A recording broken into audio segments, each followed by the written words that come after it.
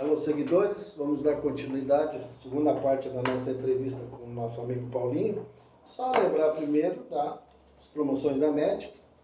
Nessa quarta, edição extra, feriado quinta, né? Vamos aproveitar para dançar um pouquinho. Duas bandas boas, Os Hermanos, que todo mundo já conhece. Dose dupla também, meus amigos lá de Cruzeiro. Os amigos Clã, pai, filho e tio, né? Uma família inteira tocando numa banda só, são muito bons. E os Hermanos dispensam comentários, né? Então, e sexta-feira também, né? Barões do Bailão. Falo muito bem desses caras aí. E vamos lá, e vamos dançar na Magic, começar o fim de semana com alegria.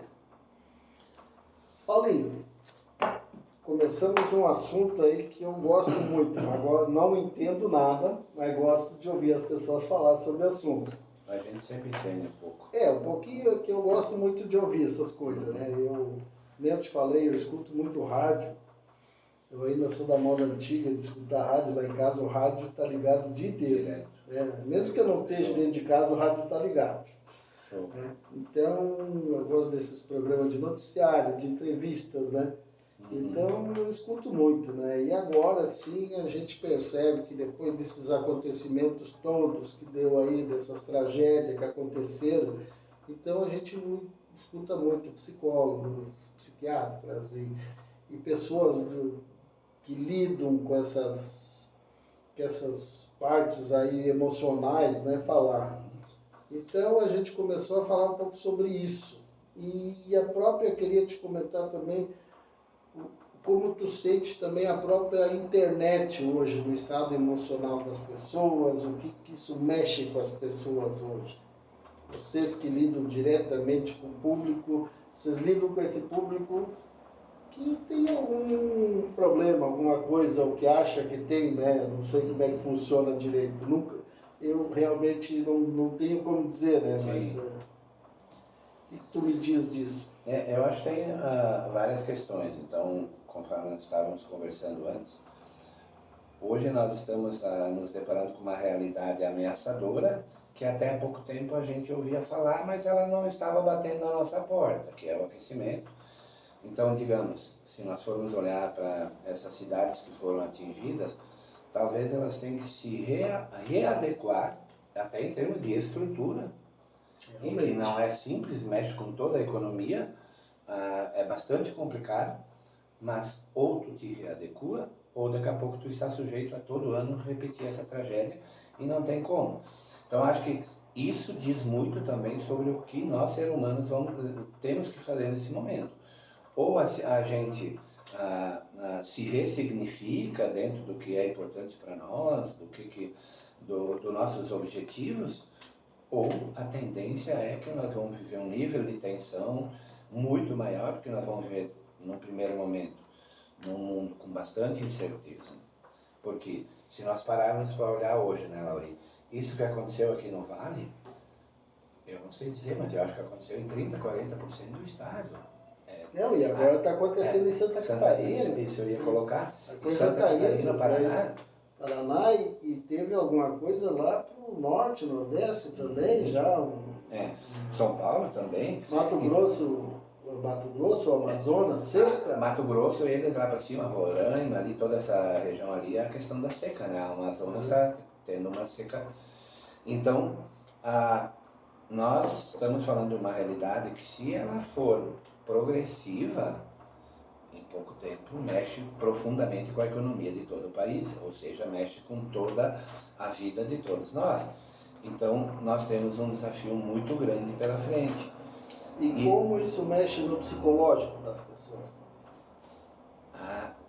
Eu te diria, tem uma influência muito grande, e aí que entra a habilidade, a flexibilidade de cada um, de poder olhar para essa realidade, entender ela a partir de um novo olhar, e que não é simples. Nós, num primeiro momento, nós somos moldados, digamos, a viver no nosso quadrado, né? A gente tende a não sair disso porque isso nos dá segurança, né? Então, por isso que muitas vezes a gente tem um medo do novo, a gente tem um medo de dar um passo, a gente tem medo de correr atrás do nosso desafio, porque a segurança ela é própria de buscar a segurança é própria do ser humano. Então, como eu disse, os efeitos ainda que isso vai trazer para nós não tem como medir. Hoje a gente sabe sim, tem aumentado o índice de estresse das pessoas, de ansiedade, e aí nós vamos falar de depressão, nós vamos falar de uma comunicação que começa a ficar complicada entre o próprio ser humano, então entre as relações humanas, entre o trabalho, entre a saúde, porque daí vem o sono, vem toda uma rede de... mexe em toda a nossa vida, né, Laurinha?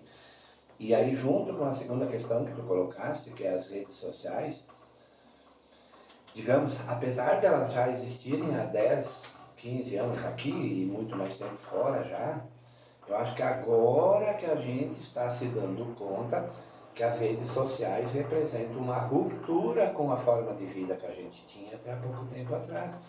Nós lá no interior era fazendo filó, visitando, conversando com o vizinho. Fim de semana o que se tinha era a opção de jogar futebol num campinho lá no interior.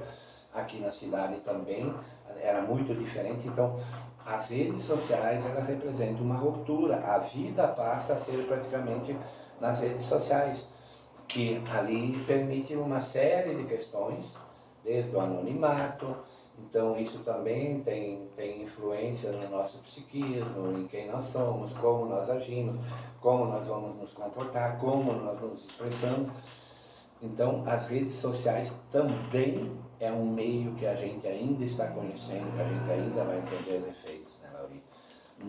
Não por nada, basta dizer que as redes sociais foram um divisor praticamente em termos políticos na última eleição, na outra, porque elas falam muito mais de uma realidade que está presente na vida da grande maioria, muito mais do que a forma como a gente vivia há alguns anos ali atrás. E é tudo muito rápido, né, Paulo? Tudo muito rápido. E aí eu vejo as crianças hoje, meu neto de 5 anos me ensina. Esses dias eu perguntei uma coisa, disse, Murilo, tu me ensina? Só um pouquinho, vô, estou fazendo um negócio, já vou te mostrar. Bem assim, só um pouquinho, vô, já vou te mostrar. Então é assim, ele tem 6 anos agora, fez esses dias, mas ele sabe muito mais que eu. Então é uma coisa assim, aí eu falando com um amigo, eu disse, o que vai ser dessa geração? Aí o cara disse, Lavi, quando eles tiverem a nossa idade, eles vão dizer, aquela geração que está vindo, eles vão dizer a mesma coisa que nós estamos dizendo hoje. Isso pode até ser, só que a coisa foi muito rápida, né, Paulo?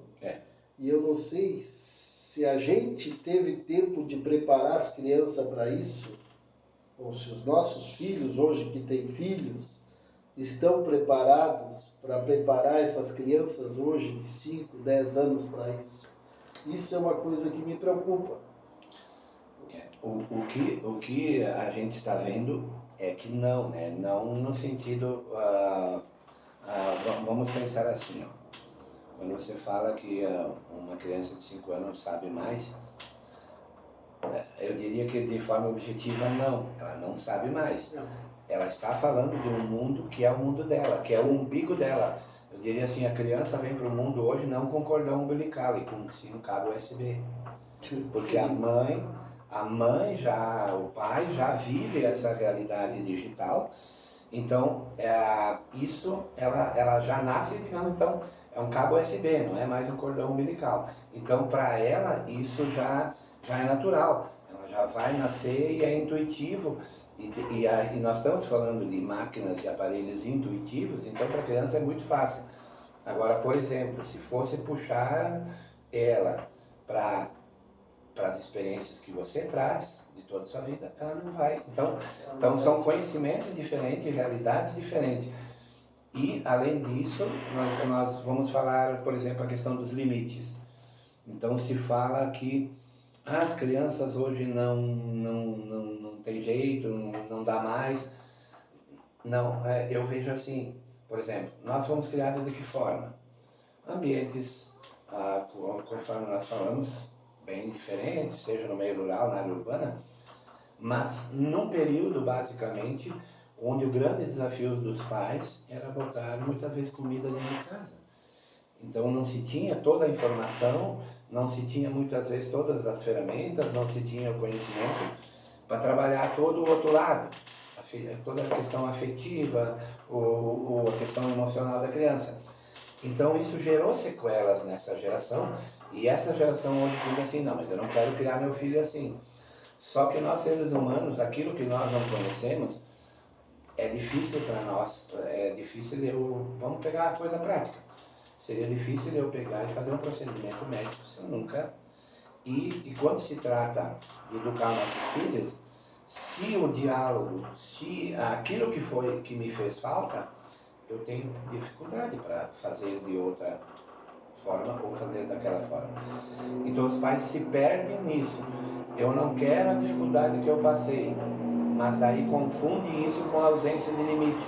Confunde isso com a questão da criança não ter que enfrentar a frustração, da criança não ter que chorar, da criança não ter que sofrer. E isso é uma necessidade humana, né, Lauri? Aquele que não passa por isso, ele não passou por, digamos, ele não tem alguns freios fundamentais na vida dele, seja dentro da área moral, seja dentro da área social. Então é essa confusão que acontece. O que eu mais vejo hoje, Paulinho, é justamente a falta de limites, falta de horários, falta de dizer, ó, tem esse horário para ficar no celular, tem esse horário para estudar, tem esse horário para brincar, né? E além da questão do limite, Lauri, nós vemos uma geração que tem sequelas afetivas. Nossos pais, como eu disse, tinha muito mais que trabalhar. Sim, sim. Então, a nossa sequela afetiva faz que nós tenhamos medo de não ser amado pelos nossos filhos. Então, eu tenho medo do enfrentamento, onde é que eu tenho que botar o limite, onde é que eu vou dizer o não, onde é que eu vou dizer não, tu vai ter responsabilidade. Não, meu filho, chorar não é ruim, não, faz bem, entende? Então, o nosso vazio emocional e afetivo, junto com a nossa educação, que foi bem diferente, tem efeitos desse tipo. Então eu vejo uma geração onde pais perdidos por essas questões, e obviamente as crianças, elas são, digamos, a criança é dinamite, e cabe a nós ver se nós vamos acender um palito e fazer com que isso exploda, ou se nós vamos fazer todo um círculo de proteção que impede que esse dinamite exploda. Eu vejo mais ou menos dessa forma. A gente percebe muito em todos os lugares que tu vai hoje, as crianças faltam bastante limite. E isso está trazendo um outro problema, Lauri. A realidade que não é nossa, que era pequena, alguns anos atrás, tu falava em drogadição, hoje é generalizado, eu diria que é quase uma epidemia. E a questão da ausência de limite, a questão do não controle dos meus instintos, das minhas pulsões, essa questão toda, o caminho das drogas muitas vezes pode me ser um caminho bastante agradável. E é um caminho que tem que ser, claro, por toda uma realidade social também, mas que tem cruzado o caminho da juventude e que é bastante preocupante. E em todos os lugares, né, Paulo? Em todos os lugares. Uma vez, a gente que se criou no interior, você se criou, eu também, na nossa juventude, nunca imaginou que na nossa localidade ia ter um cara que ia vender droga. Ou nem, muito menos consumir droga, né? Ou tu ouvi falar que aqui em Lajeado teria uma ou duas facções, já era, olha, muito distante. Mas agora tu vai ouvir falar isso lá na comunidadezinha, lá que ali tem alguém da facção, entende? Fulano faz parte de tal facção. Isso é incrível.